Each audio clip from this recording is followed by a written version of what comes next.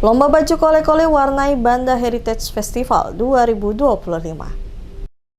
Bupati Maluku Tengah, Zulkarnain Awad Amir secara resmi membuka lomba kole-kole yang digelar di Desa Walang, Pulau Salamon pada Jumat 28 November 2025. Kegiatan tersebut merupakan bagian dari rangkaian Banda Heritage Festival 2025, sebuah festival budaya yang menonjolkan warisan maritim dan tradisi khas Kepulauan Banda.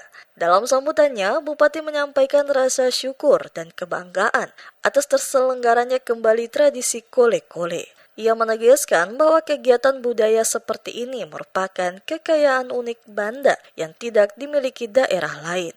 Menurutnya, festival dan perlombaan tradisional bukan hanya hiburan, tetapi juga sarana penting untuk menjaga identitas budaya, memperkuat kebersamaan masyarakat, serta mendorong potensi pariwisata dan pembangunan di Maluku Tengah. Bupati juga berharap kegiatan tersebut dapat menjadi ruang edukasi bagi generasi muda agar mereka terus mengenal, menghargai, dan melestarikan tradisi maritim yang telah diwariskan oleh leluhur. Festival seperti ini rasa-rasanya di Maluku Tengah cuma ada di Banda. Dan orang Banda juga bersyukur bahwa ada harapan-harapan besar untuk ketemu sama-sama proyek atau keroyokan bangun Maluku Tengah, khususnya Banda, keroyokan kabupaten, provinsi maupun kementerian.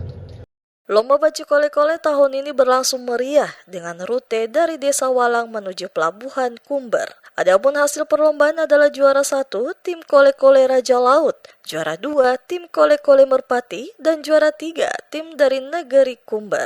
Festival Banda Heritage secara keseluruhan diharapkan mampu memperkuat promosi wisata, membuka peluang ekonomi bagi masyarakat lokal, serta mengangkat kembali warisan sejarah Banda sebagai salah satu pusat budaya maritim penting di Indonesia.